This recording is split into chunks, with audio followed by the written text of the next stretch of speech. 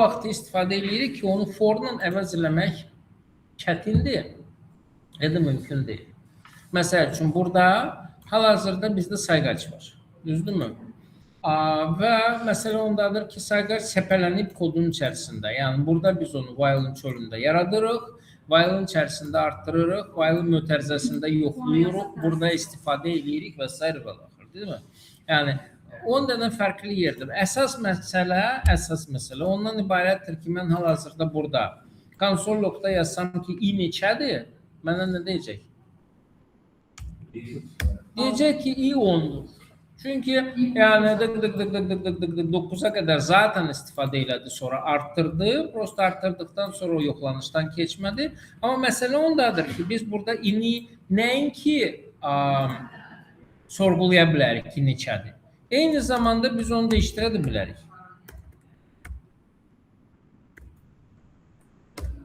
Okay? Və bu səfər sorsaq ki, i neçədir? Deyəcək ki, i 100'dür.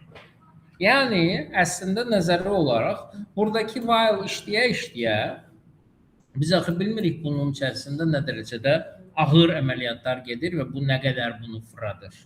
Amma bunun işləmə prosesində biz çöldən i-ni dəyişdirə bilərik. Və o zaman da, məsəl üçün, artıq while 100 dənə yox, daha çox və ya daha az işləmiş ola biləcək.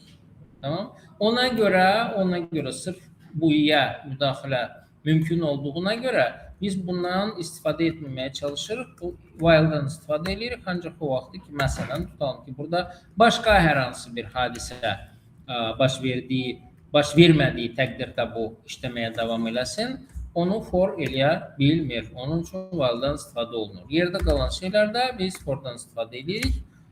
For-un içərisində fərq nədən ibarətdir? Fərq ondan ibarətdir ki, məsəl üçün burada i-yə aid olan bütün məlumatlar for-un mötərizəsinin içərisindədir. Bu bizə eyni nəticəni çıxardır, amma biz burada desək ki, i neçədir, bizə nə deyəcək? Bu bizə deyəcək ki,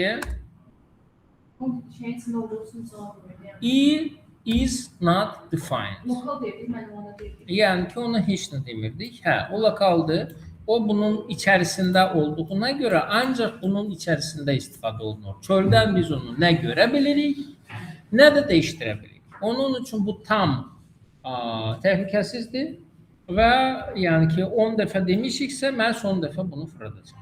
Biz konsologun içində yeni verməsə, yurda yenə 10 yazmışam. Təbii ki, əlbəttə ki. Yes. Tak. İndi forlar, while'lar haqqında başqa bilib bilmədiklərimiz nədir? Bilmirəm.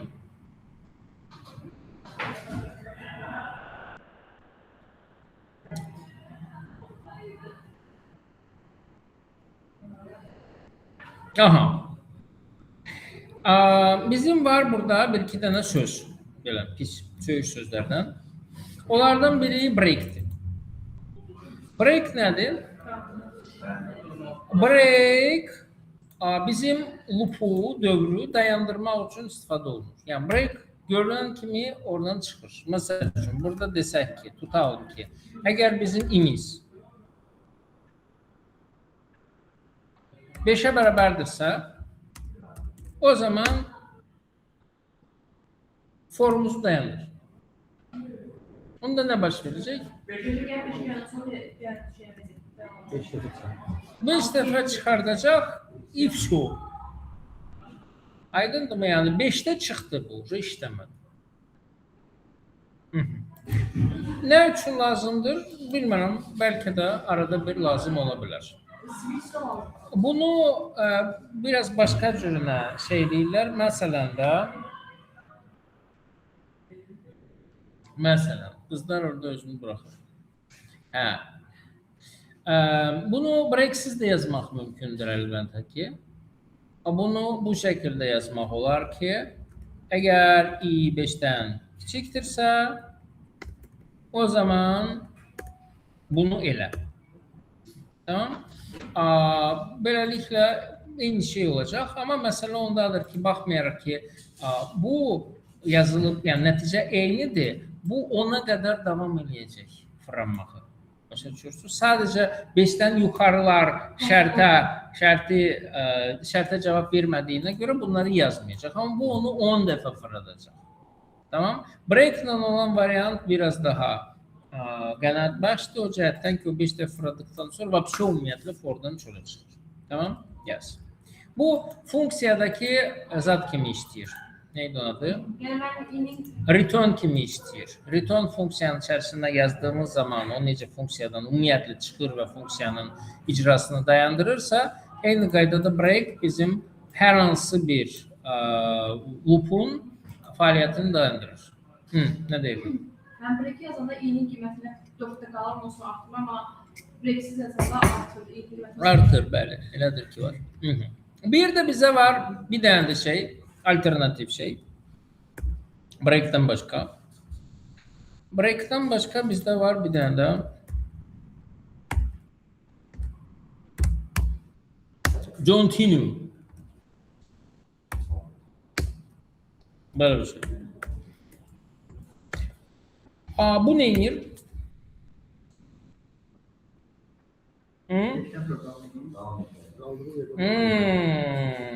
Bu continue olan kimi bu saygacı dayandırmır ama cari şeyi ötürür.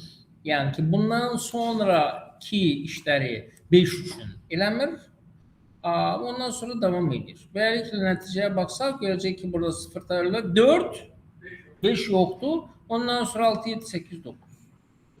Tamam, yani continue dediğimiz vakti der ki devam, sonrakine geç. Onun için bundan sonra yazılan şeyler, əməliyyatlar icra olunur. Tamam? Məsələn, dizisi 5-ə qədər edərsin, deyək ki 8-dən sonra edərsin, onda continue edərsin. Bilmirəm. Yani ne vaxt lazımdır, ne vaxt lazım değil bilmirəm. Açığın çok da lazımlı olan şeyler değil. Mesela için bunlara ümumiyyətlə baxmayacaq, label'lara, mabel'lara. Yani tamamıyla bekara şeydi.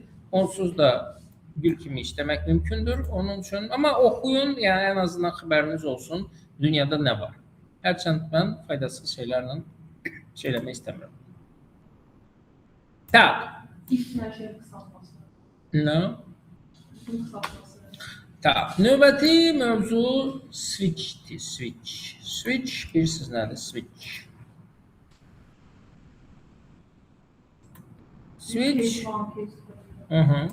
Ne işe yarıyor switch? Və if-də biz uzun olmasa if belədir, elə deyirsən, exit falan yazdı, amma burada bir şey yazırsın, iş yazır, ondan кейzə qoyaraq daha qısa yazır. Daha kısa olduğuna yani ürəkdən inanırsan. Tamam. Şamaxı deyir ki, qəbul edə bilərsiniz. Əlbəttə ki, Şamaxı deyirsə 100%. Evet, Şamaxıya da bir kuş koyaq. Şamaxı, Şamaxı, Şamaxı. Aha. Deməli, keçirik 22B-yə. Switch bizə nə vaxt lazım olur? Əslində switch lazım olan bir şey deyil. Köhnə strukturdur. Onun if'ten yegane farkı odur ki if daha geniştir. If'te biz istediğimiz şartı yazabiliriz. Tamam? Ama switch'te istenilen şart yazılmır. Switch konkret value'lardan işləyir. Mesela üçün. Name of policy. Mesela üçün.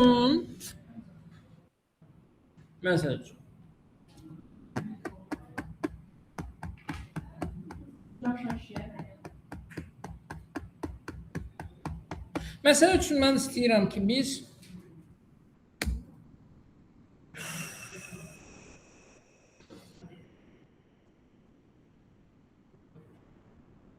belə bir şey yazaq. Mesela üçün bizim burada select'imiz olsun. Hazırsınız? Yazın.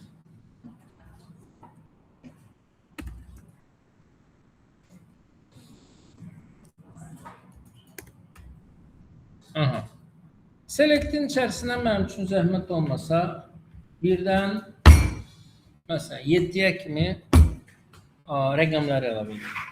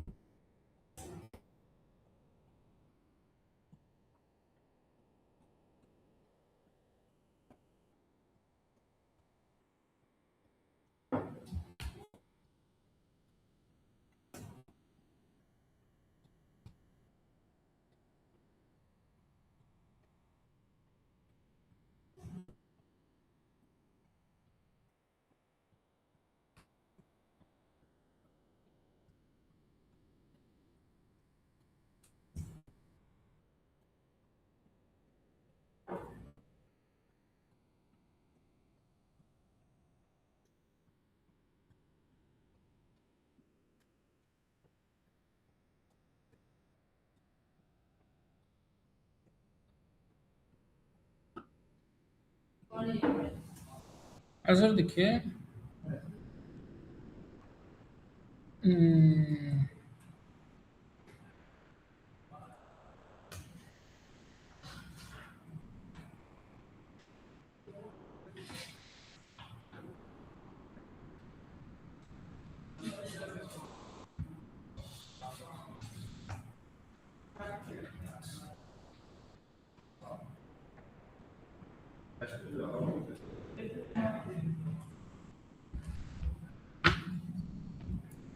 Ninowski.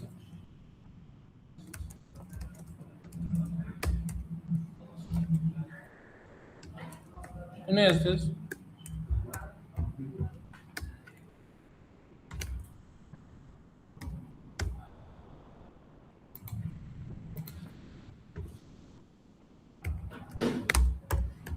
Bunu yazdınız.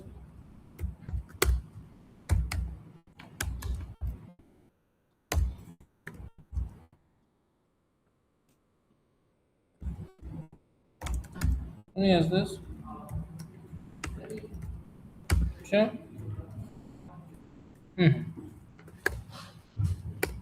Tak, yaxşı. Bunu yazdınızsa o zaman bəli, bizə lazım olan şey burada belə olmalıdır. 1-dən 7-yə qədər zadlarımız var. Tamam. Bura bir dənə də mən H1 yazıram. Və istəyirəm ki bunu məsələn 3-ü seçəndə H1-in içərisində yazılsın çərşənbə. Məsələn 5-i seçəndə yazılsın cümə. 4-ü seçəndə yazılsın cümə axşamı. 7-ni seçəndə yazılsın bazar. İstəyirəm. İstəyirəm.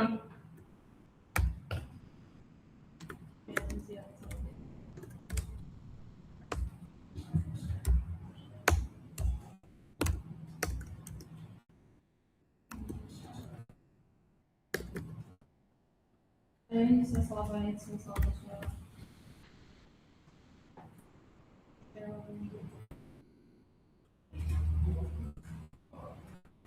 Yəni Dədə Baba üsulu ilə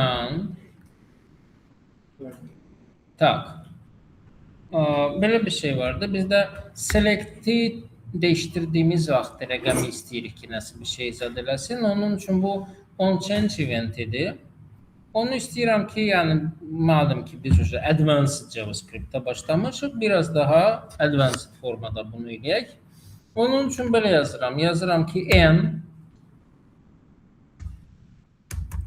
on change məsəl üçün bu funksiya işləsin.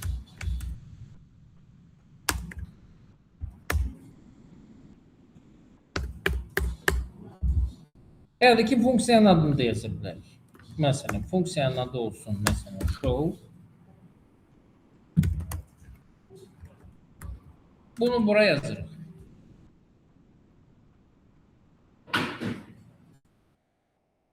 İndi qalıb bunu yazmaq. Burada da yani neden asılıdır her şey? N'in valuesundan. Eğer N'in valuesu 1'dirsə, o zaman bunun inner işlemeline yazacağıq. Bazar ertesi. Her şey düzəldə bilər. Bu dəqiqə biz switch geçirik. Okay? Fərqini göstərəcəm sadəcə. Əks halda əgər N'in valuesu 2'dirsə, o zaman buraya yazacağıq. Nə? Çərşənbə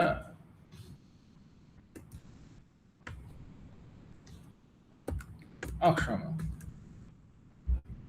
Əks halda əgər N'in valuesu 3'dürsə, o zaman buraya yazacağıq çərşənbə. Ondan sonra əgər bunun valuesu 4'dürsə, o zaman bu olacaq cümə axşamı. Əgər bu 5'dirsə, bu olacaq cümə. 6'dırsa, bu olacaq şənbə. Və nəhayət əks halda ən son bu olacaq bazar. Hə. Bu bizim ifimizdir. Okay mi?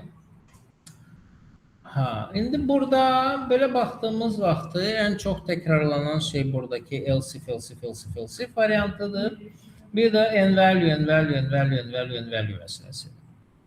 Bu Dədə Baba üsuludur.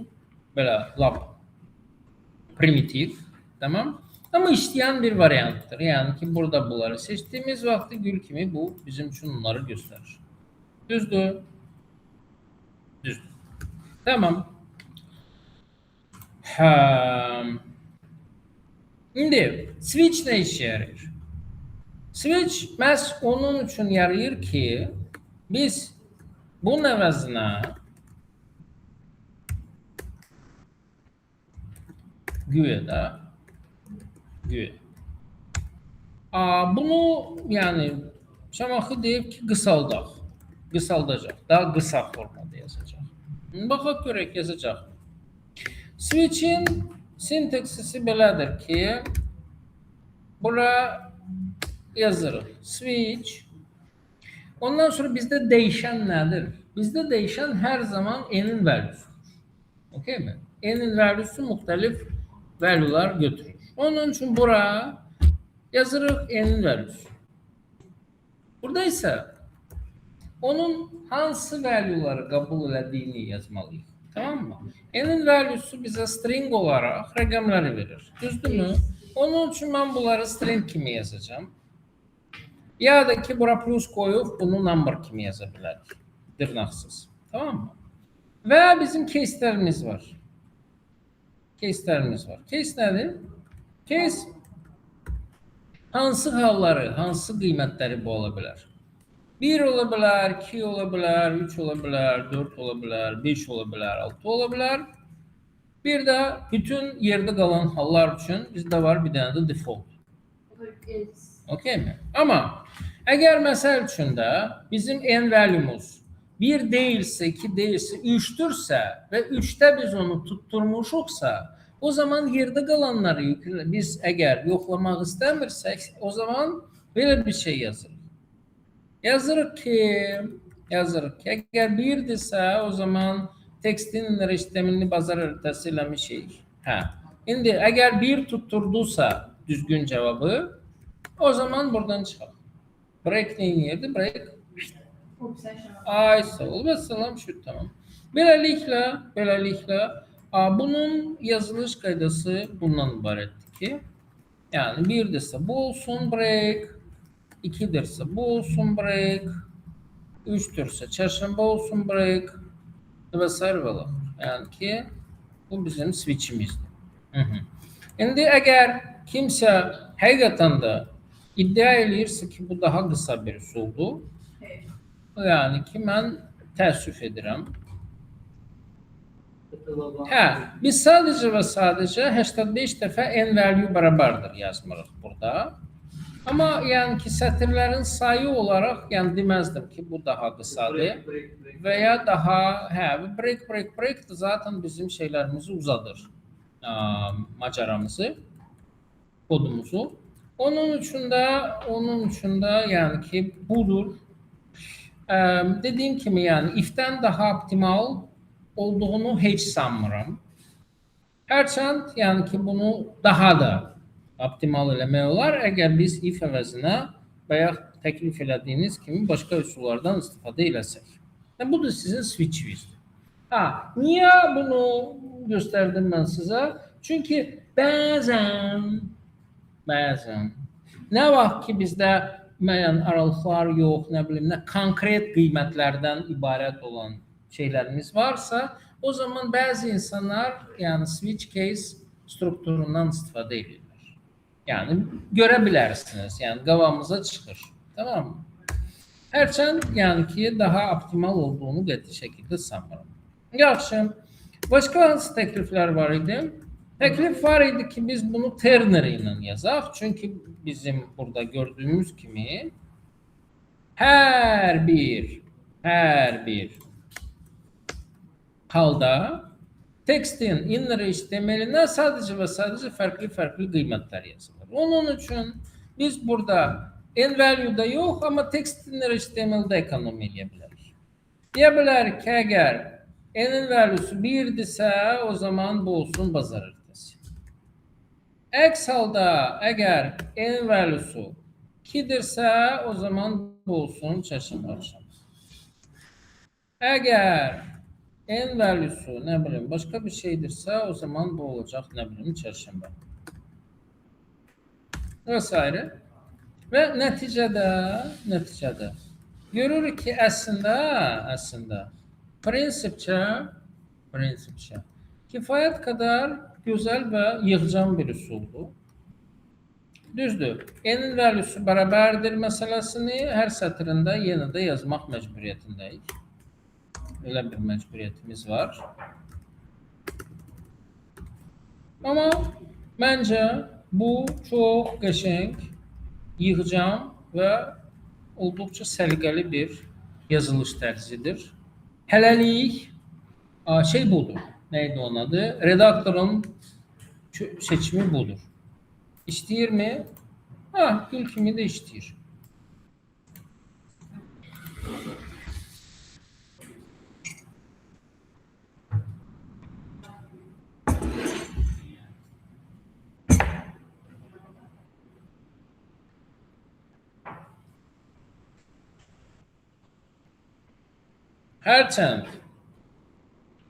Hərçənd biz daha da optimal çözüm istəyiriksə, o zaman belə bir şey demək lazım.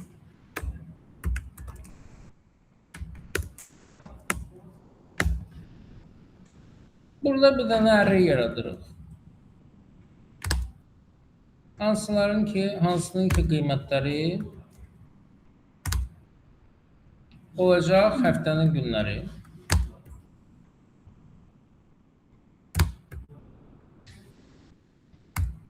Tamam. Şimdi burada neyse. Okay. Və bunun əvəzinə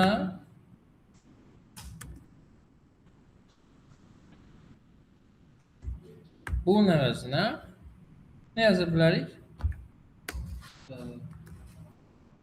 Bir sətirlik şey yaza bilərik. Tekstin inner HTML-inə weak array-nin n-in value'sunun elementinin gəlməsini istəyir.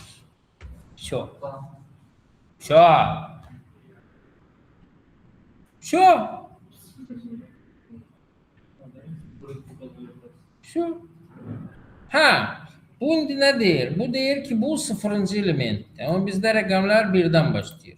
0-cı elementini bypass eləməkdən ötürü belə də yaza bilərik. Beləliklə bu olacaq 1-ci element və s. Qəz. Baxırıq. 5-ci cümədir, 7-ci bazardır, 4-cü cümə axşamıdır və s. Çox. Və salam şu tamam. Onun üçün yəni baxın array bizə növbəti dəfə imkan verir ki, bizim burada minimum nə bilim 7 sətirdən ibarət olan kod yazmaq əvəzinə bir sətirlə bu məsələni həll edək. Tamam mı? Ama dediğim gibi mevzumuz switch idi. Switch'i de yani gördük ki bunların arasında en uzun ve narahat usul elemez switch'ti. Tamam. Başka burada nasıl bir şey var mı? Ya hele hamsayımızı bildi.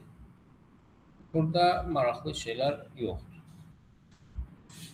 Amma maraqlı şeylər o cəhətdən var ki, məsəl üçün tutalım ki, bir neçəsi zad eləyirsə, məsələn, yəni ki, bir neçəsini eyni operasiyaya qoşmaq mümkündür. Tak, okey. Növbəti söhbətimiz funksiyalar haqqdadır. Biz funksiyalar haqqda artıq bir damcı danışmağa başladıq. Belə ki, burada məsəl üçün bu on-change-i artıq inline JavaScript formasında yazmadıq. Biraz daha peşəkar formada istifadə eləmişik burada. Burada funksiyanın ancaq adından istifadə elədik. Mötərizə burada qoyulmur. Mötərizə funksiyanın icrası deməkdir. Amma icrasını biz burada eləmirik. Biz burada change olduğu zaman biz bu funksiyanı o zaman run edəcəyik. Tamam mı? Yes. Funksiyalar haqqında burada nələr var? Heç nə deyir ki, funksiya olur, onun parametrləri olur. Parametrləri burada istifadə edə bilərik, istifadə eləsək və s. və s. Burada sənin bayaq soruşduğunu zad eləyir. Əgər biz bir funksiyanın içərisində hansısa dəyişəndən istifadə eləmişiksə, burada yaratmışıqsa, bunun adı gedir lokal dəyişən. Lokal dəyişənin çöldən istifadəsi imkansızdır. Yəni ki, buradakı mesajı biz buradakı alertlə görmək istəsək, o deyəcək variable is not defined. Okay mi? Bir de bizde var outer variable'lar ya da ki global variable'lar, funksiyanın çölündə olanlar. Funksiyanın çölündə olanlar aydın məsələdir ki, çöldə də istifadə olunur, amma funksiya daha onlara müracaat eləyə bilir. Hansı mexanizmlə funksiya çöldəki dəyişənlərə müracaat eləyir, o haqda daha sonra danışacağıq. Yəni ki, bu ayrıca olduqca maraqlı bir mövzudur və o tələb edir ki, biraz ona hazırlaşaq. Tamam. Hələlik balacağız. Başqa nə deyim sizə? Bu hələ də lokal və global variant şeylərlə mi işləyir? Variable declares outside of any function such as the outer username in the code above are called global. Global variables are visible from any functions. Yəni ki, hər hansı bir funksiya global variable'ı görə bilir. Tamam.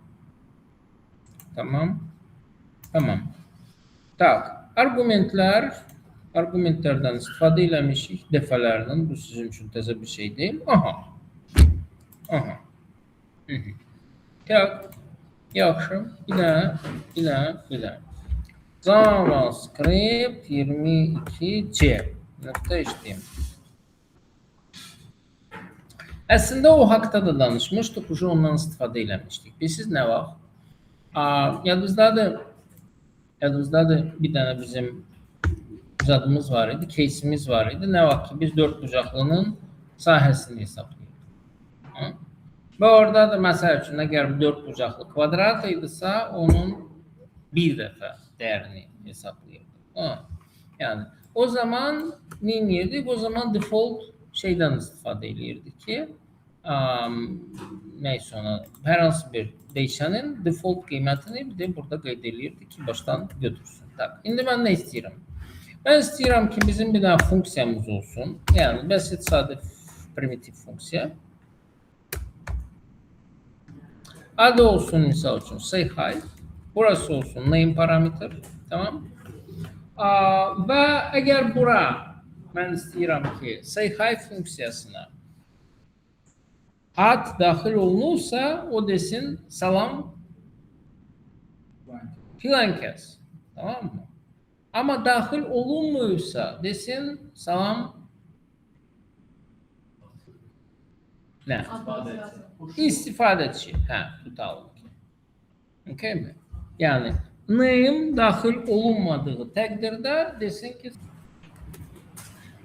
dağlar, dağlar.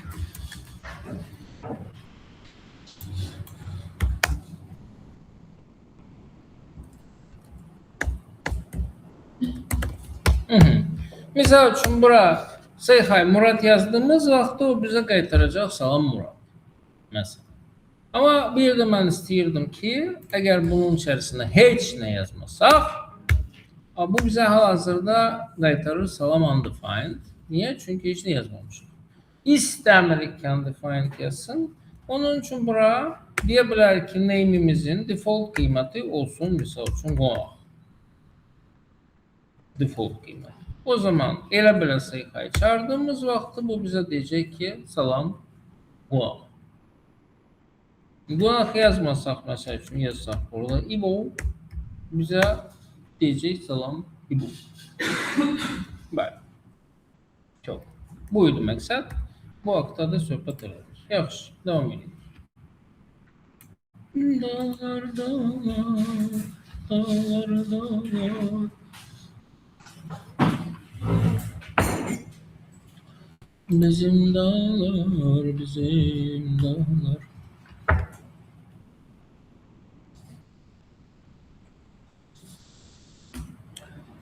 Dağlar, dağlar. Dağlar, dağlar. Bizim dağlar, bizim dağlar. Tamam.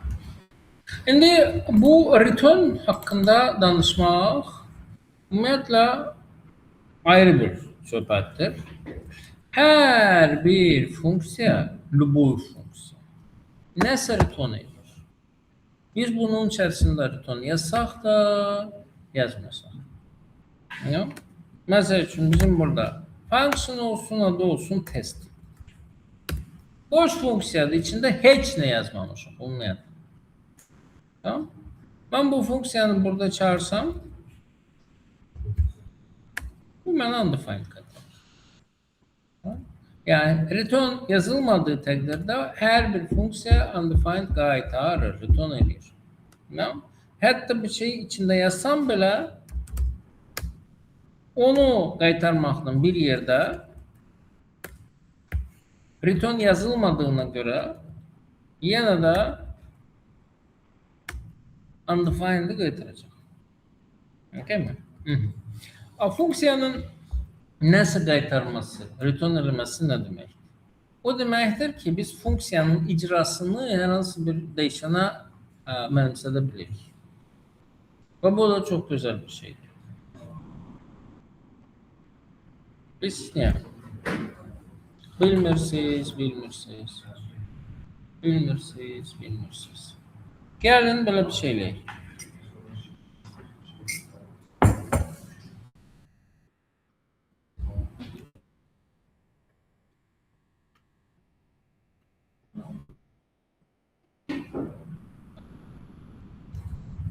Yox, eləməyik.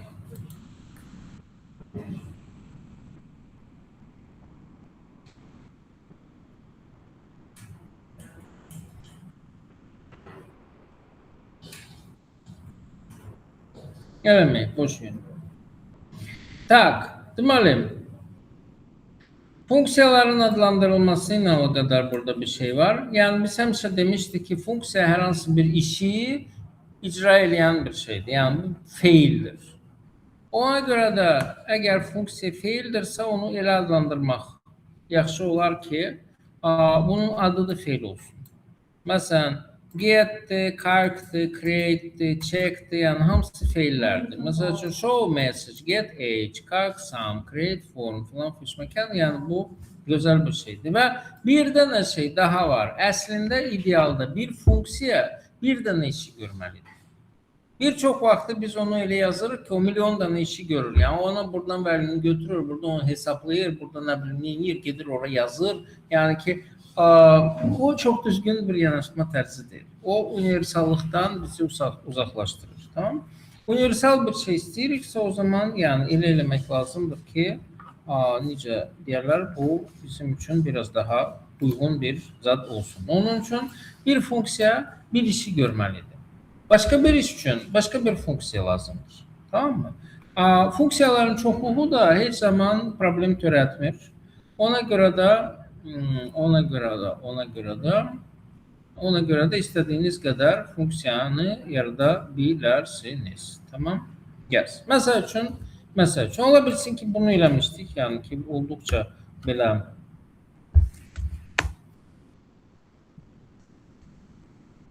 tez bu misalı gətirirəm. Tutalım ki, bizim 2 dənə inputumuz olsun. Bir A olsun, B olsun, C olsun. Tamam. Və burada da bir dənə də button olsun.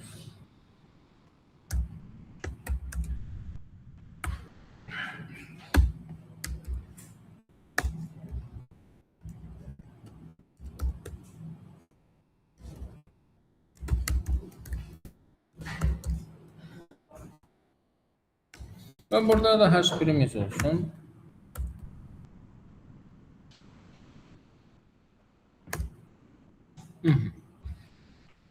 Tamam. Şimdi ben ne istiyorum? Ben istiyorum ki bunun içerisine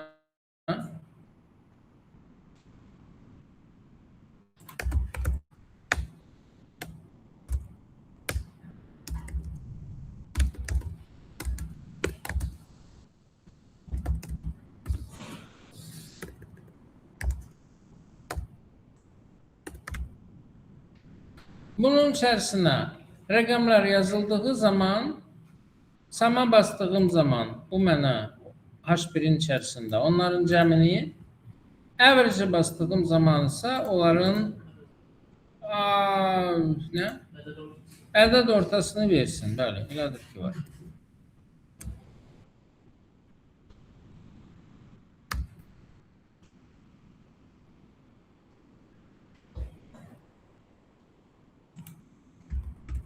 Mesela tutalım ki calc sum funksiyasını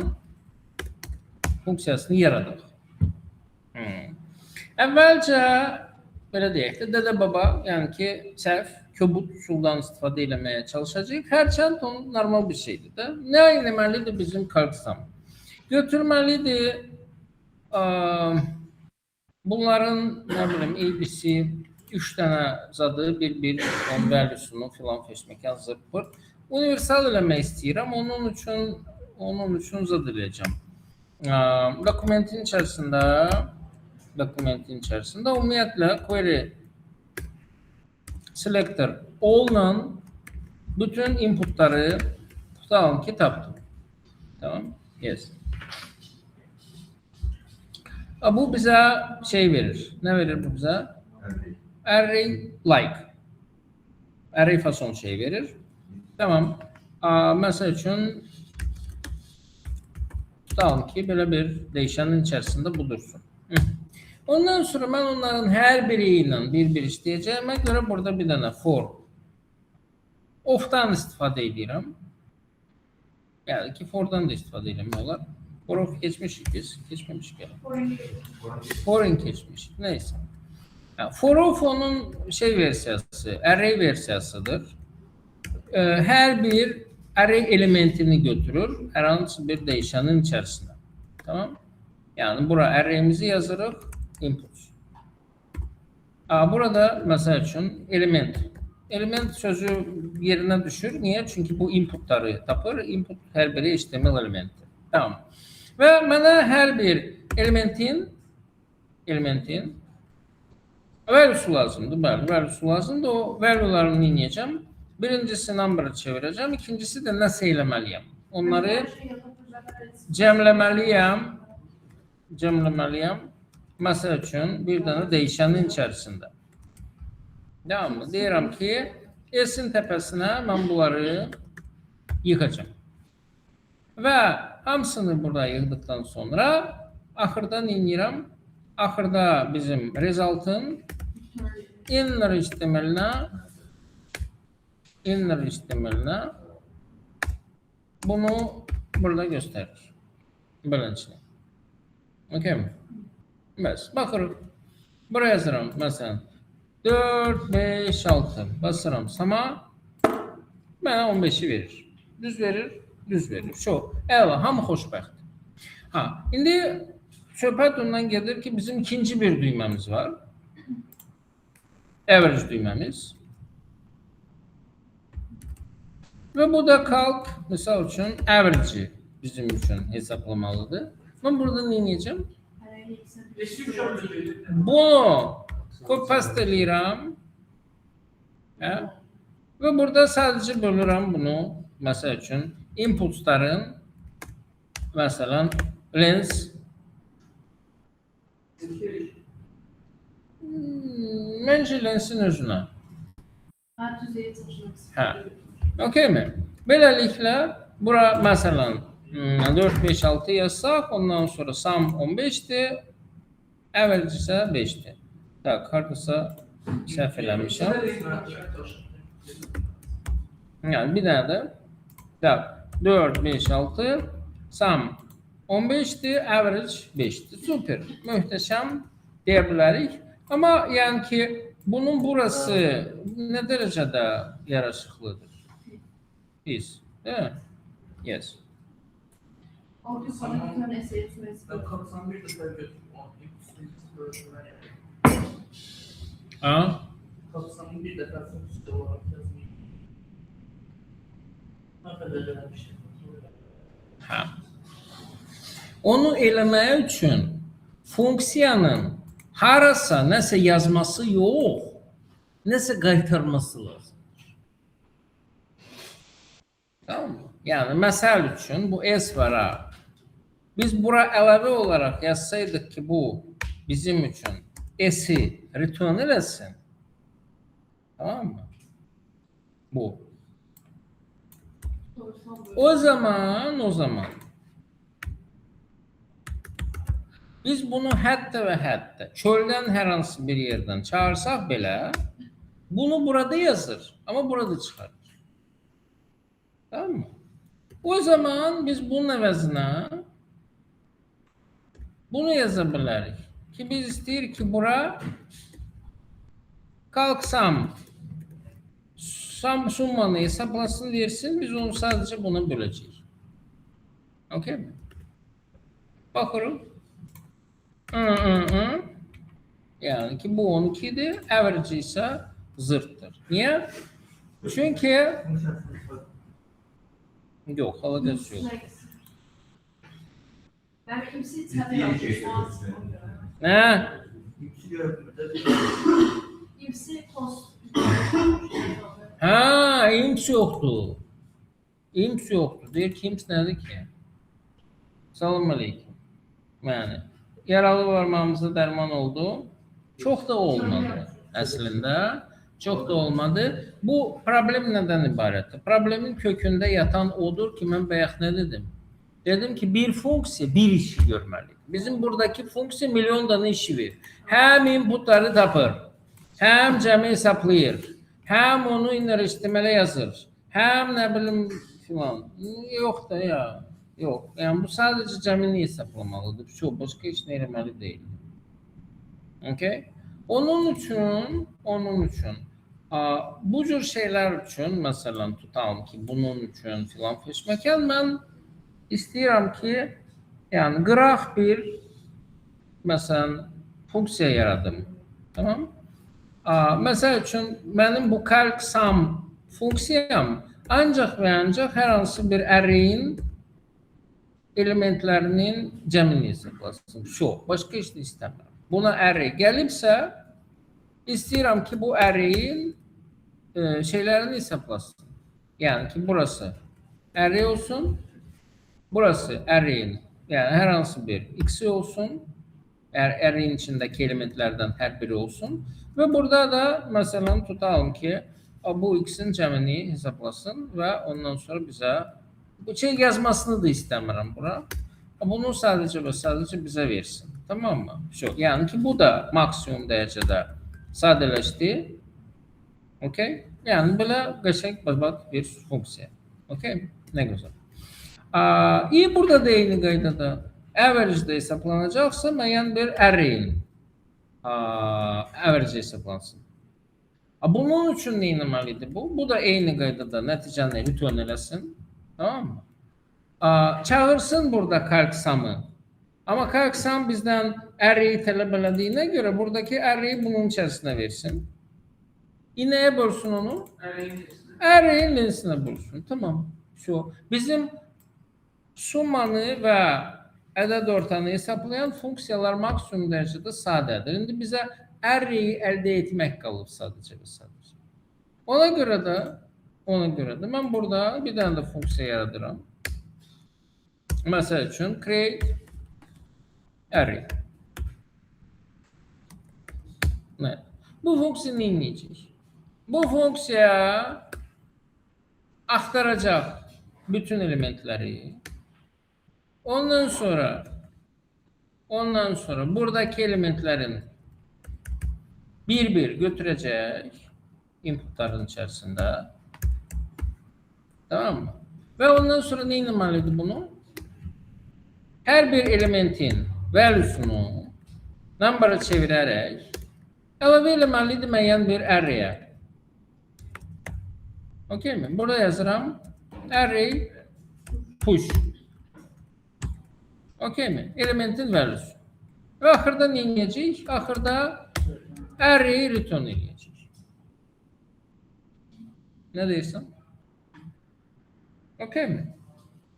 Şu indi burasını bir damcı düzeltmek lazımdır.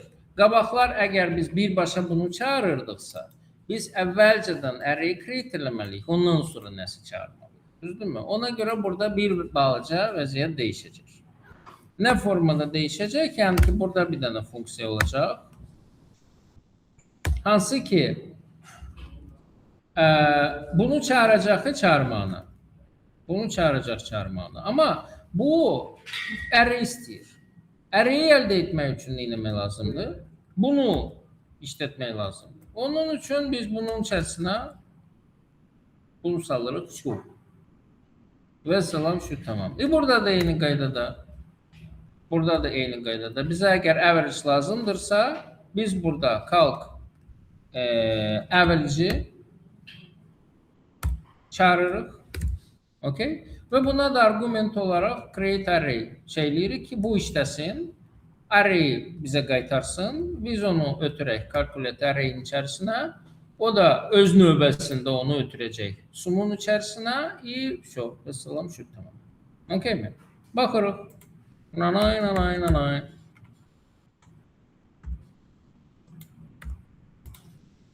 Summanı hesaplamır, average'i hesaplamır. Niye? Çünkü bu bize onu sadece return eləyir. Bu da return eləyir. Bu da return eləyir. Biz nə etməliyik onu? Biz onu result'ın inner HTML'ine yazmalıyıq.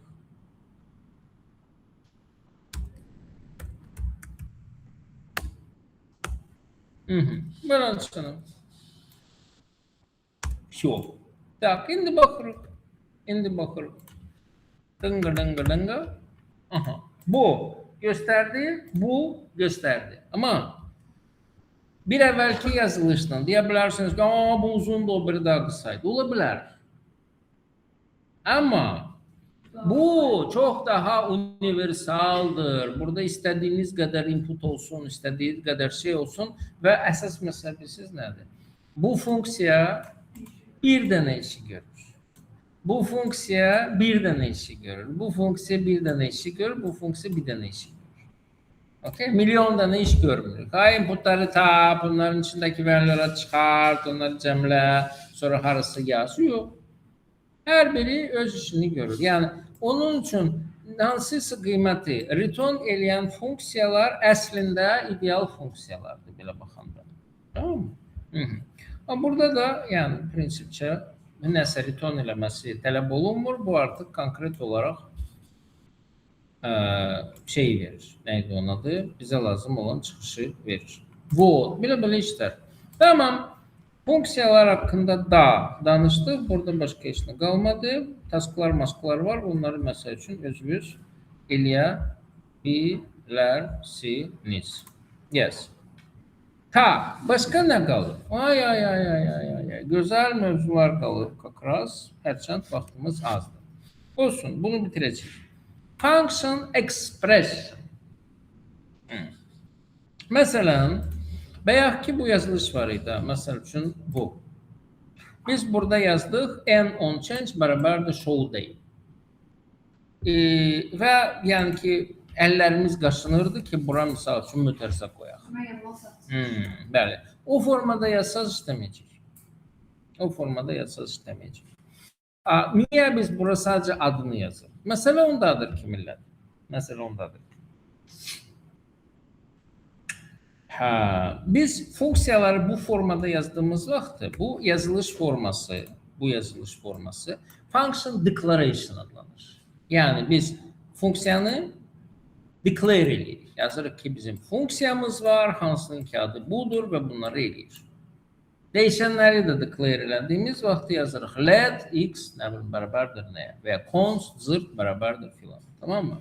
Bu function declaration. Hərçənd biz funksiyanın yaradılmasını başqa cürünə də yaza bilərik. Nə formada yaza bilərik onu? Function expression formasında. Expression nə deməkdir? Nə? İfadə deməkdir. Yəni, riyazi ifadələrdən söhbət gedir. Yəni, nəsə nəyəsə bərabərdir formasında. Okay mi? Onun üçün, əgər function expressiondan söhbət gedirsə, məsələn, ən bəsit funksiyanı götürək. Məsələn, tutalım ki,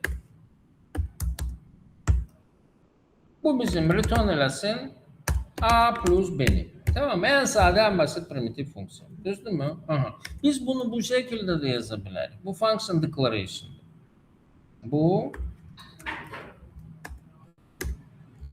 Bu. Function declaration'dır. Okay mi? Bir də biz bunu expression formasında da yaza bilərik. Expression nədir? Let, nə bilim, zırt bərabərdir nəyəsə. Bəli, elədir ki var. Yazırıq ki let sum bərabərdir buna. Bu function expression. Bu function expression. Yəni ki bunun adı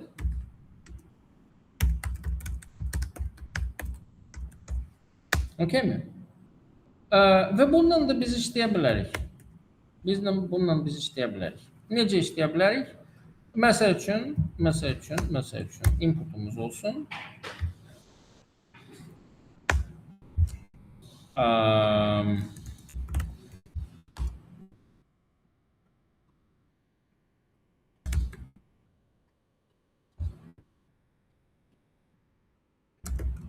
Inputumuz olsun B. Burada olsun button. Biz qabaqlar bunun üstündə yazırdıq. On click bərabərdir, nə bilim, sum filan. Bu format, düzdürmü? Amma baxın, bu funksiya hal-hazırda bizdən 2 dənə arqument gözləyir. Arqumenti olaraq biz bunları bunun içərisinə soxmalıyıq. Burada soxa bilirik? Yox. Onun üçün bu yəni bəsit primitiv şeylər üçün okeydir, amma biraz daha advanced variantda bu işləmir. Onun üçün nə qayırıq? Onun üçün belə bir şey eləyirik. Burada yazırıq ki bizim buttonımız var. Bu buttonu necə tapırdıq? Məsəl üçün buttonımız var. Document query selector all. Məsəl üçün button. Okay mi? Burada yazıram ki button klik olunduğu zaman hansı funksiya lazımdır? Sum funksiyası lazımdır. Düzdür mü? Ha. Ama yine de biz bunu argument yazacağıksa bu yaxşı şey değil. Enter eləyəcəm ki şey olmasın. O zaman böyle bir şey elə bilərəm. Deyirəm ki bunun üstüne bastığın zaman bunun üstüne bastığın zaman bunun üstüne bastığın zaman bir dənə funksiya işləsin. Onun içerisinde ise artık yani burada funksiyanın dalında nötərizə yoxdur. Sadece funksiyanın özüdür. Tamam? Bunun dalında artık yazıram ki sum funksiyasını ben burada icra eləmək istəyirəm. Buna vereceğim argument olarak A'nın valüsünü ve B'nin valüsünü. Bu arada bunların number olması için qabağına pluslar koymaq lazımdır. Okey mi? So, gelin de baxaq. Bu arada bunu hara çıxaracaq bize? Bilmirəm. Məsəl üçün alert eləsin. Tutalım. Gəl konsol loqa versin.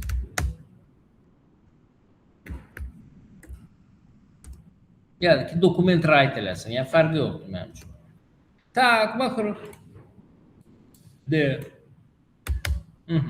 Buraya yazıram 5, buraya yazıram 85. Okey, basıram, bu mənə 40'ı qaytarır. Tamam. Gəl. Beləliklə, bunun əslində prinsipçi heç bir fərqi yoxdur. Prosta yəni ki, bu dəqiqə çox əyani olmadı. Yaxşı yazmamışam mən bunu. Gəlin biraz bunu zad eləyim, değiştireyim şeyi. Çünki məqsəd başqaydı millət. Onun üçün belə eləyəcəm.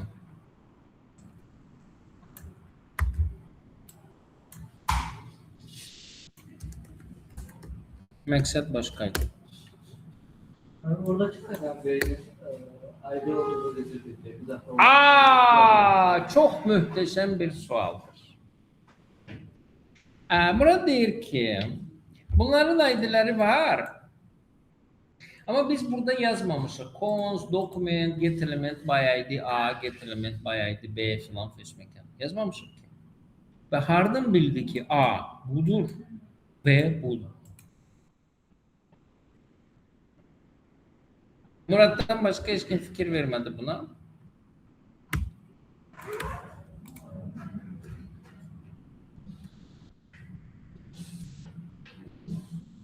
Bir şey oldu. Düşünelim.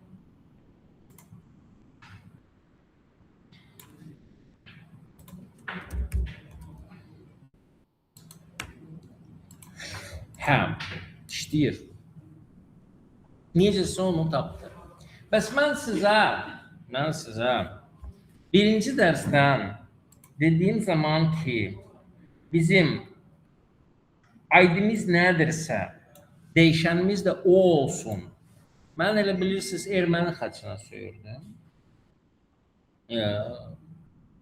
Məhz ona görə deyirdim ki, əgər biz hər hansı bir şeydən istifadə ediriksə, get element by ID, ID'si nədirsə, değişəni də ondan istifadə edir.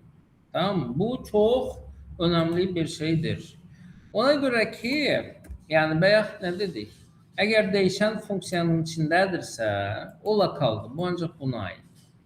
Yox, əgər değişən çöldədirsə, o zaman bizim funksiya onu görür. Niyə?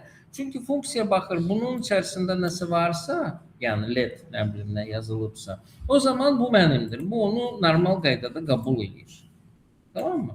Yox, əgər bunun içərisində bu yoxdursa, o zaman başlayır onu çöldə axtarmaq. Çölə çıxmaq məcburiyyətindədir. Əgər çöldə varsa, o zaman deyir ki, okey, o öydü, mən ondan istifadə edəcəm. Məsələn, tutalım ki, bu samı biz nə eləmişik, harada istifadə eləmişik? Heç harada. Burada məsəl üçün də tutalım. Bu funksiyanın içərisində rez var, yoxdur. Çölə çıxır, başlayır burada axtarmağa. Əgər burada da olmasa, o zaman nə edəcək? O zaman bundan da çölə çıxır, başlayır burada axtarmağa. Baxır ki, HTML-də ID'si nə bilim A olan element var. Bu deyir ki, yəni A hər halda bu olardı. Çünki yəni bu onun ID'sidir. Daha A nə olasıdır? Onu o formada qəbul edir. Hə, bu deməkdirmi ki, burada artıq necə deyirlər, biz o qədər böyümüşük ki, bunu yazmaq lazım olmasın? Yox, o demək deyil. Bunu hələ ki yazmaq məcburiyyətindəyik. Tamam mı? Amma ola bilsin ki, bir gün gələcək ki, bunları yazmaq lazım olmasın. Bax, o zaman əgər siz bununla bunu bir qoymusunuzsa, o zaman bunu rahat bir şəkildə silə biləcəksiniz və sizin skriptiniz işləyəcək. Yox, əgər burada bir şey yazılır, siz burada onun adını başqa bir şey qoyursunuzsa, o zaman bütün kodu ələ-vələ eləmək lazımdır ki, o işləsin normal qaydada. Okey mi? Onun üçün ID'miz varsa, o zaman dəyişən adı olaraq eyni şeyi istifadə edirik ki, sabahları başımız ağrımasın. Amma bunsuz da bu işləyir. Bu işləyəcək qədər ağıllıdır. Tamam? Gəl. Saat neçədir? 1 dəqiqə qaldı, elə? Tamam. Deməli, bura qədər gəlib çıxmışıq. Bunun hər hansı bir fərqi varmı? Bir damcı fərq var. Fərq ondan ibarətdir ki, məsəl üçün də bunun əvəzinə biz bundan istifadə eləsəydik, bundan istifadə eləsəydik. O zaman bu gül kimi işləyir, məsəl üçün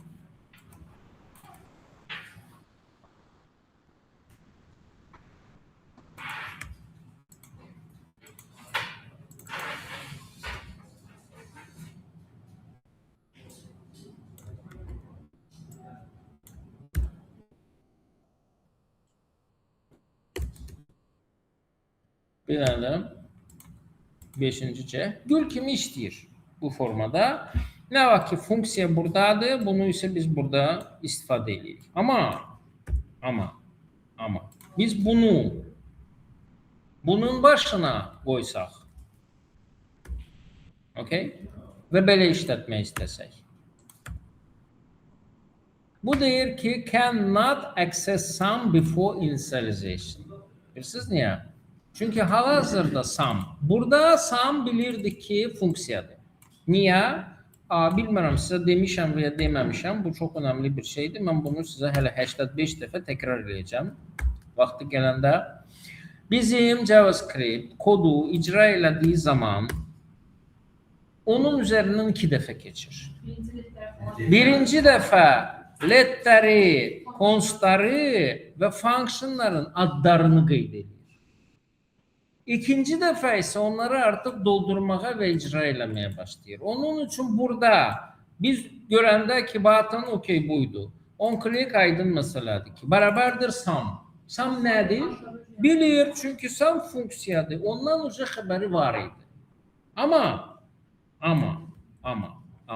bu şəkildə olduğu zaman, bu bura gəlir, deyir ki, bu bərabərdir sum. Deyir ki, ay sum nədir ki? Niyə? Çünki sum dəyişən olduğunu bilir, amma funksiya olduğunu hələ bilmir. Yəni ki, bunun funksiya olduğunu bu sətrə gəlib çatdığı zaman biləcəkdir. Onun üçün, yəni ki, zaten biz hər zaman letləri və constları yuxarıda yazmırdıq mı? Onun üçün function expressionların hər zaman daha yuxarıda yazılması şərtdir. Tamam, bu bir. Və nəhayət son bir məqam. Bu bizim nə üçün lazımdır belə bir yazılış qaydası? Birinci onun üçündür ki, bunu başa düşək ki, elə-belə sum nə deməkdir? Elə-belə sum funksiyadır. Tamam, bura ya funksiya yazılır. Tamam, birbaşa özü. Ya da funksiyanın adı yazılır. Bu şəkildə. O zaman bilir ki, buna basıldığı zaman icra eləmək lazımdır. Bu funksiyanı, bu onu icra eləyəcək. Tamam mı? Bu bir. Və ikinci bir məqam var. İkinci məqam odur ki, biz bundan sonra bir sonraki mərhələyə gəlirik. Bizim funksiyaların yazılışının bir dənə də üsulu var. O da bilirsiniz nədir? Bilmirsiniz. Emil bilirsə o nədir? Bax ki, biləsən. Baxmasın, bilməyəcəksən. Bizim var bir dənə də function, arrow functionlar. Yəni oxlu funksiyalar. O bilsiz nədir? O odur ki, əgər bizim funksiya nəyisə qaytarırsa və bunun da içərisində sadəcə cəmi bir sətr şey varsa, o zaman biz nə edə bilərik? Biz bunu daha qısa yaza bilirik. 1. Funksiyanın adını yazmasaq da olar. 2. Mötərizələri yazmasaq da olar, çünki burada cəmi bir dənə şey var. Və 3. Return əvəzinə bir dənə belə ox qoyur. Tamam? Bu olur oxlu funksiya.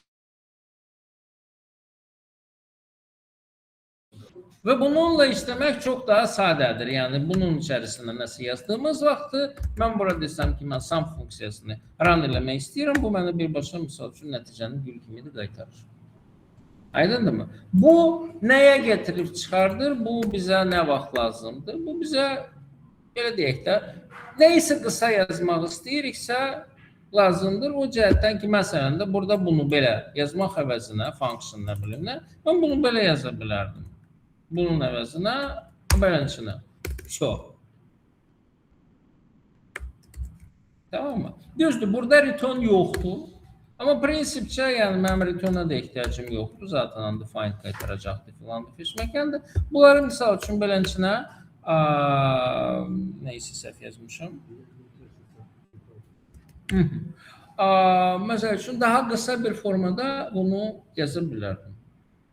Bu daha çox funksiyanı biz arqument olaraq istifadə elədiyimiz vaxtı bizim işimizə yarayır, amma o gecdir. Sizi daha çox tutmayın. Bunları göndərin. Bu günləri bir xeylıq şey keçmişik.